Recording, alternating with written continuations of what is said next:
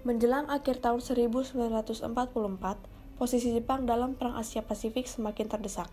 Satu demi satu daerah jajahannya jatuh ke tangan pasukan sekutu.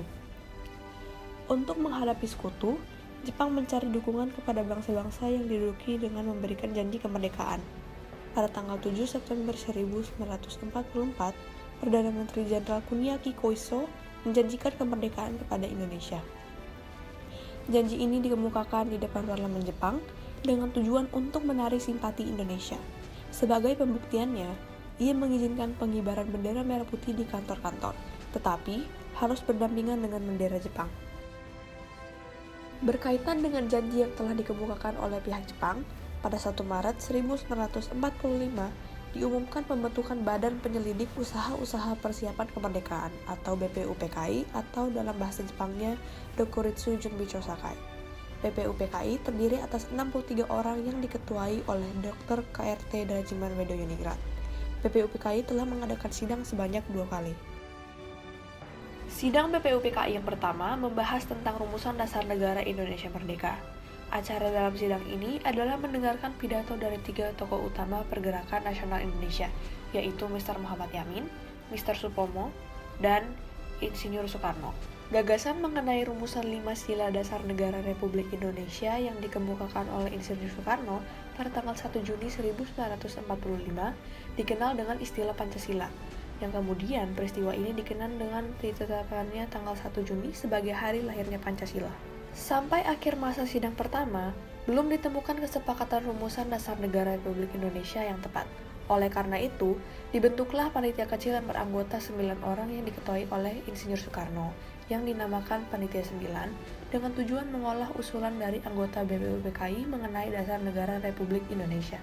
Pertemuan Panitia 9 menghasilkan rumusan yang disebut Jakarta Charter atau Piagam Jakarta, yang disetujui secara bulat dan ditandatangani pada 22 Juni 1945. Sidang kedua membahas rencana Undang-Undang Dasar. Mengenai bentuk negara, mayoritas peserta sidang setuju dengan bentuk republik. BPUPKI membentuk panitia kecil yang beranggotakan 19 orang untuk mempercepat kerja sidang. Panitia ini bernama Panitia Perancang UUD yang diketuai Insinyur Soekarno. Panitia ini menyepakati Piagam Jakarta sebagai dijadikan inti pembukaan Undang-Undang Dasar. Panitia Perancang UUD juga membentuk panitia lebih kecil beranggotakan 7 orang yang diketuai oleh Supomo untuk merumuskan batang tubuh Undang-Undang Dasar.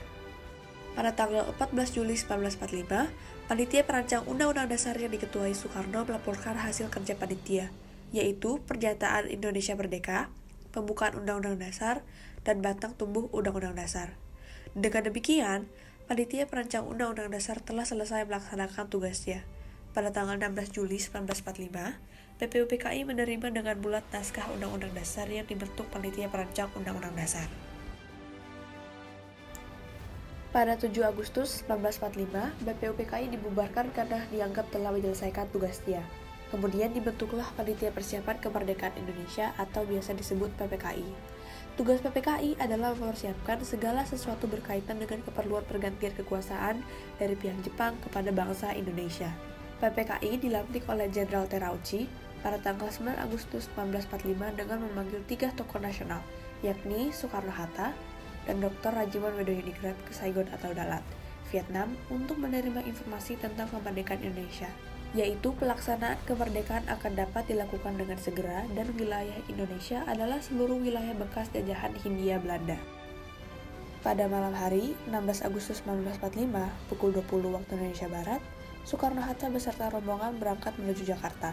Mereka tiba di Jakarta pada pukul 23, lalu menuju rumah kediaman Laksamana Maeda. Tempat ini dianggap aman dari ancaman militer Jepang, karena Laksamana Maeda adalah kepala kantor penghubung Angkatan Laut di daerah kekuasaan Angkatan Darat. Di kediaman inilah rumusan teks proklamasi disusun. Insinyur Soekarno menuliskan konsep proklamasi kemerdekaan Indonesia yang akan dibacakan esok harinya. Muhammad Hatta dan Ahmad Subarjo menyumbangkan pikirannya secara lisan. Hatta mengusulkan agar teks proklamasi itu ditandatangani oleh seluruh yang hadir sebagai wakil bangsa Indonesia.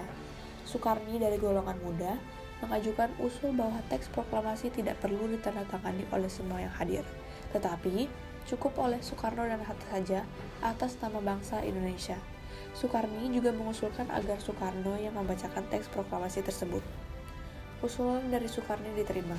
Kemudian, Soekarno meminta kepada Sayuti Malik untuk mengetik naskah proklamasi dengan beberapa perubahan yang telah disetujui. Pada pukul 4 waktu Indonesia Barat, Soekarno membacakan hasil rumusan tersebut. Akhirnya, seluruh tokoh yang hadir pada saat itu menyetujui secara bulat konsep proklamasi tersebut. Permasalahan muncul mengenai siapa yang harus menandatangani teks proklamasi tersebut. Ada 3 perubahan yang terdapat pada naskah hasil ketikan Sayuti Malik, yaitu yang pertama, kata tempoh diganti menjadi tempo. Yang kedua, kata wakil-wakil bangsa Indonesia diganti menjadi atas nama bangsa Indonesia. Yang ketiga, penulisan tanggal yang tertera Jakarta 17/8/05 menjadi Jakarta hari 17 bulan 8 tahun 05. Proklamasi adalah momentum penting bagi bangsa Indonesia. Kemerdekaan bangsa Indonesia merupakan langkah awal untuk menata diri agar diakui keberadaannya oleh dunia internasional. Tepat pukul 10 waktu Indonesia Barat, upacara proklamasi kemerdekaan Indonesia dimulai. Setelah pidato dan pembacaan proklamasi selesai, kemudian dilakukan pengibaran bendera merah putih oleh Latif Hendra Ningrat dan S. Suhud.